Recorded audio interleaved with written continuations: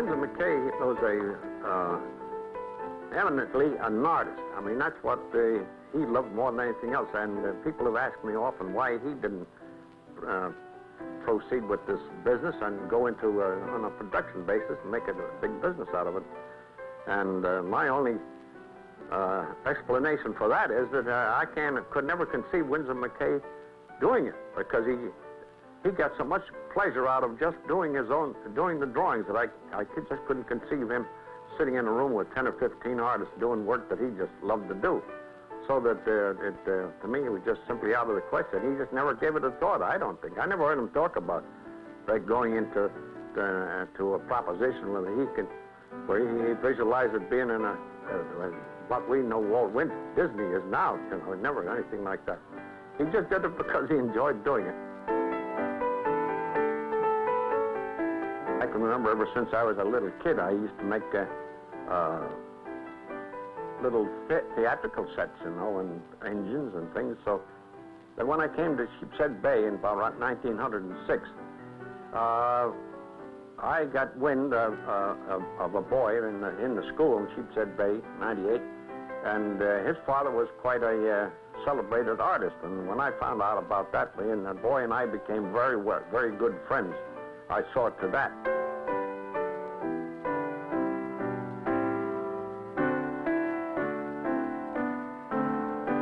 He arranged for me to come and meet his father, who lived in Sheepshead Bay and worked in Sheepshead Bay. And that was my first encounter with McCay. And when we went in to see him, and he was working in the front room of a private house in those days on 17th Street in Sheepshead Bay. And he was working on a Little Nemo picture at that time, and doing the drawing on it. And after the introductions, he was very congenial and very friendly, and for somehow or other after that, he took a liking to me, and I had an inside track with him from then on. And I was one of the few that was privileged to be in the room working with him, and we'd get into some interesting conversations about different things, and he was pretty broad-minded about lots of things. And that's how I became acquainted with him. And then when he came to this moving picture business, he knew I was going to art school at the time, up the Art Students League, and he asked me to come over and help out. So he'd hand me a batch of these drawings, and I'd take them home and work on them on Saturdays and days I didn't go to school, and nights. So that's how I came to get tied up with him, and we became very good friends after that. Winson McCay's was a real American success story. He was born the son of a Michigan lumberman, and he had this God-given talent for drawing that he developed without academic training into a great artistic skill. McCay took to the road about 1889 when he was a teenager, and he became a poster painter for traveling circuses and melodrama companies. And he drew out ads for freak shows and museums in Chicago and Cincinnati.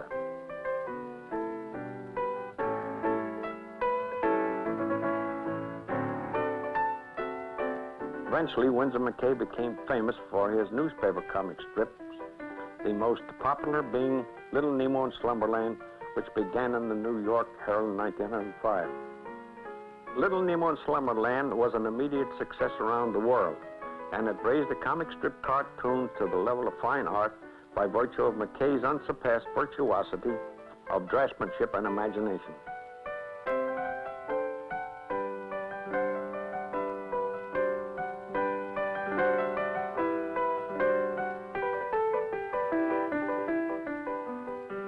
These Little Nemo panels demonstrate McCay's fascination with progressive movement in settings and characters, and his almost movie-like presentation of illusion of time and space.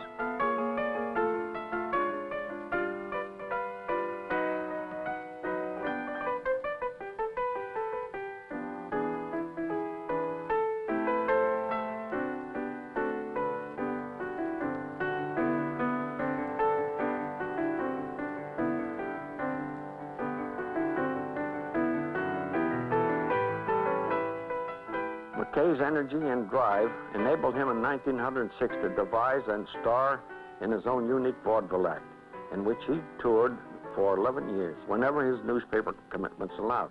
Yeah, the vaudeville act was a very sweet and lovely thing, and I can remember he'd have a blackboard on the stage, and he'd come out and he'd draw two figures, a simple childish head on two facing pictures, and then with his blackboard eraser, he'd erase one and go over to the other, and he finally brought these two characters through middle age, marriage, and up to the very old people.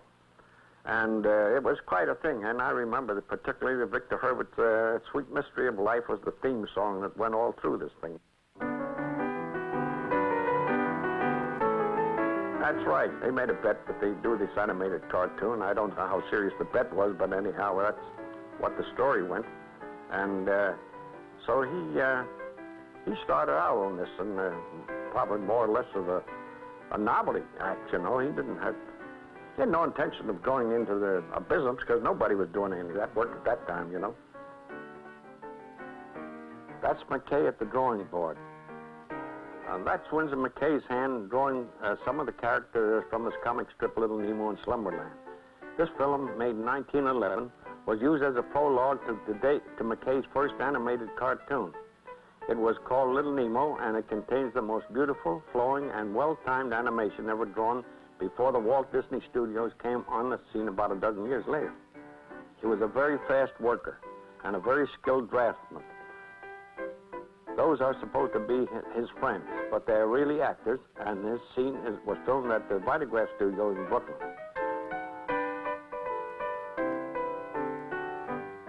You see, Winson McCay was not the first man to make animated cartoons, but he was the first to consider animation a new art form, and he approached each of the 10 films he made as an artist.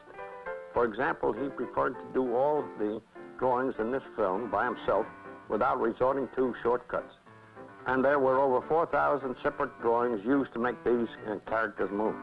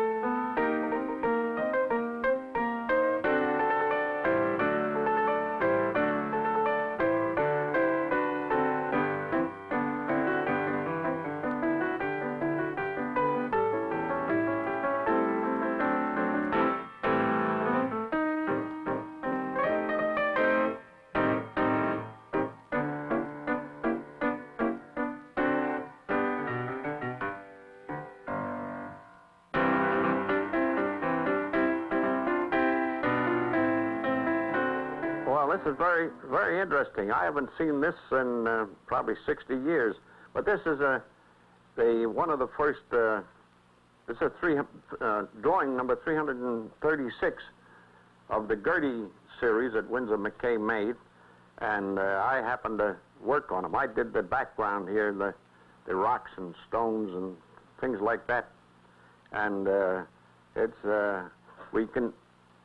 There's a very crude arrangement. We had these cardboards cut and printed, and then we had to make these register marks in the corner so that we could put the papers on them and take and paste them down. And that was a tedious job compared to the later process that they used. But it's very interesting to see this type of drawing.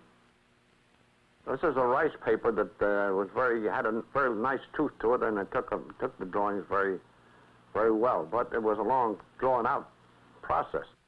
McCay used Gertie as part of his vaudeville act. The film was projected onto a large screen, and McCay would stand in front of it and talk to his cartoon dinosaur, and the audience loved it.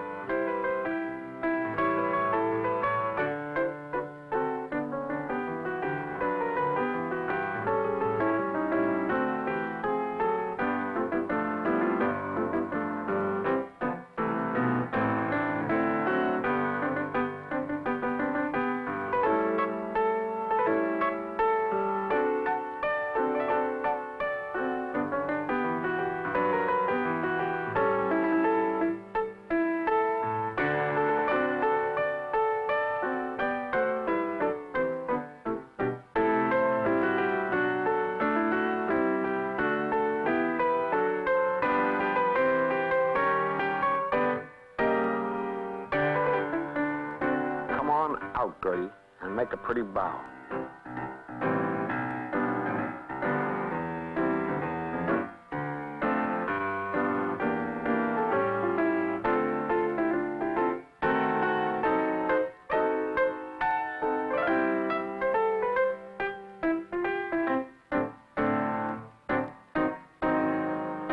Oh, stop that. Be a good girl now and bow to the audience.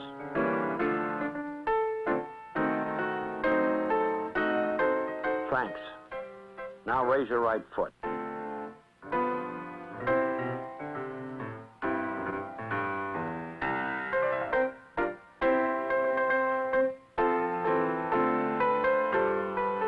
That's good. Now raise your left foot.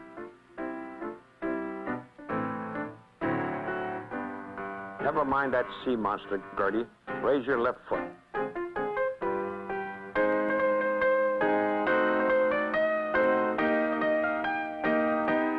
You're a bad girl. Shame on you. Oh, don't cry. Here, catch this apple. Now will you raise your left foot?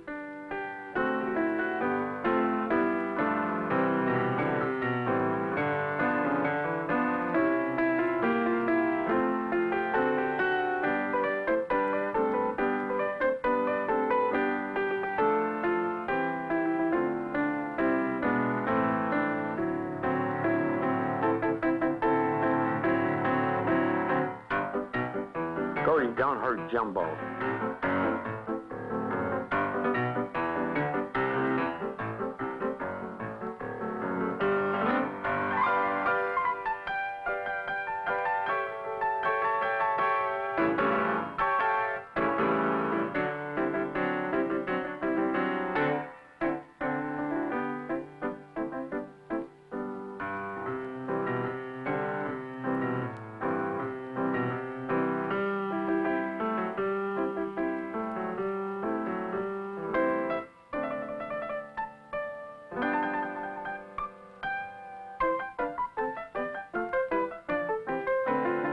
Did you see that four-winged lizard? Yes? Are you in the habit of seeing things? Are you fibbing to me? Will you have a little drink?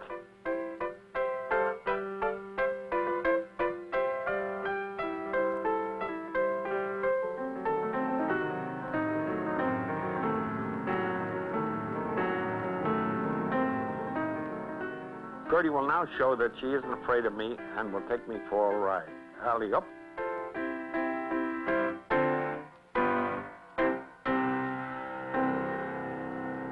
I Roger Mountain in 1914. That's as near as I can come to a date that this was released for. McCay was incensed at the wanton brutality of the sinking of the liner, Lusitania, which was torpedoed by a German submarine without warning in 1915. He proposed to make an animated cartoon graphically depicting the horrible tragedy that killed almost 1,200 innocent people. This film, which took 22 months to complete, is the result. It contains over 25,000 drawings on celluloid and is the only McCay film to depict an actual event rather than a fantasy. See, I did the waves, and there was a series of 16 drawings. Mr. McCay's drawing number 17 would be my number 1 again, and that's the way we'd continue through the whole series of drawings.